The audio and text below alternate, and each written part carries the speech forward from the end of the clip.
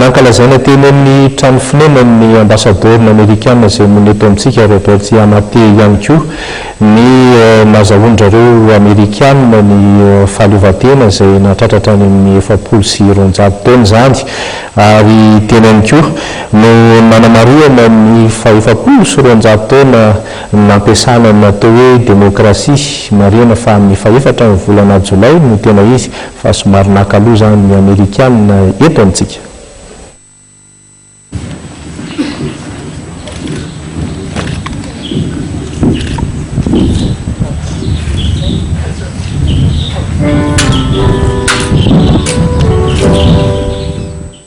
Nakalazana teny amin'ny trano fonena ny masoviny États-Unis teny ambaranjana androany ny 700 taona nazon'ity firenena lehibe ity ny fahaleovan-tenany. 700 taona ihany koa no nampiarana ny demokrasia. Nasiany teny manokana androany ny ady amin'ny fampororona izay niatra tamin'ny États-Unis tamin'ny volana Jona iny. Tsy ambanin'izany ihany koa Madagasikara izay nena herisetra zovon'olona tamin'ny zavansoa tamin'ny Belarusy teny Mahamasina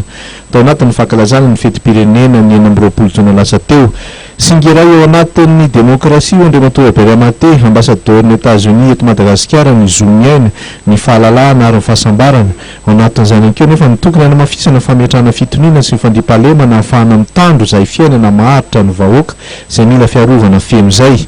Miamafy hatrany io no azo anambarana ny fiara-miasan'ny États-Unis sy Madagasikara nanambarana ambassadeur amerikana tamin'ny mpanao gazety fiara-miasa izay efa misandrahaka amin'ny lafiny maro samihafa. Between Madagascar and the United States remains strong, it remains firm. We work together. We try to work out any differences that we have. We will work them out together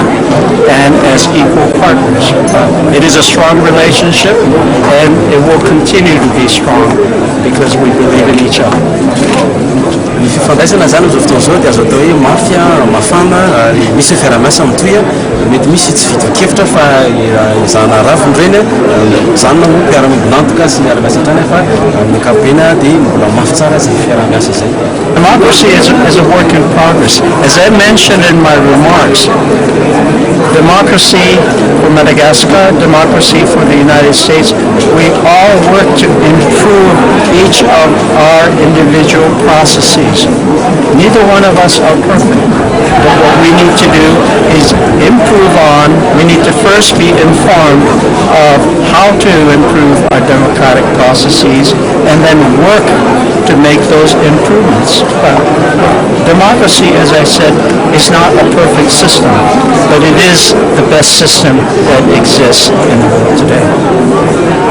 Ny demokrasia moa asa sy ezaka amin'itoy izy io araka nambarako tao anatin'ny kabary dia toviza Madagasikara sy États-Unis hoe mbola mila manatsara izay rafitra ho an'ny demokrasia izay ny firenena rototo tsy misy zavatra tonga lafatra tsy misy ny demokrasia tonga lafatra ny azo atao ary tsy maintsy atao toy dia ny manatsara katsaka izay vaovao ilaina indrindra mba hamantarana sy hatraizana indray ny mila tsaraina amin'ny fomba fiasa fametrahana izay demokrasia izay araka nambarako tsy misy ny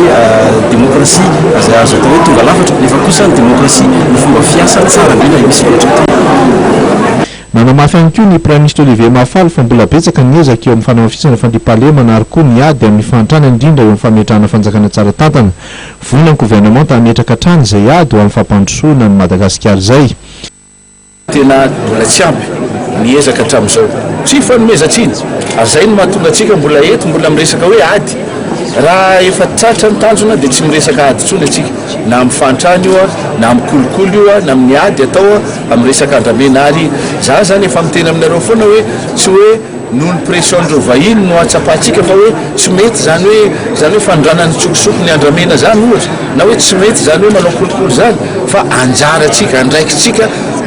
malagasy zay zavatra zay ary tonga saina amin'izany fitondram-panjakana amin'izao fotoana zao be da be ny lalàna ohatra ny lanina atao amin'ny anteny mera-pirenena ary ataoko fadingana goavana zay marina fa tsy ny lalàna akory no inona ny tena hoe ahafahana manatanteraka be da be ny lalàna mahafinaritra teto Madagasikara fa ny fanatanterahana azy no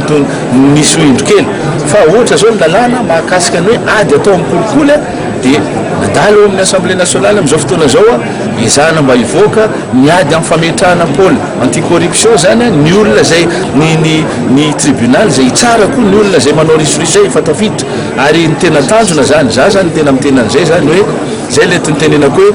aoka mba samy mijery atsika mba hifanampitsika mba hifampatoky fa hoe ny zava-misy hatramin'izay a natao ohatra hoe misy ny ankety a dia rehefa aveo tsy misy tohiny izy. tonga nanaika ity lanona lehibe androany ity ireo solitera maro samihafa avy amin'ny gouvernement da ny filohan'ny fitsarana avy no alalam-panorenany filohana tena menandolo ary koa ny ben'ny tanàna Antananarivo renivohitra.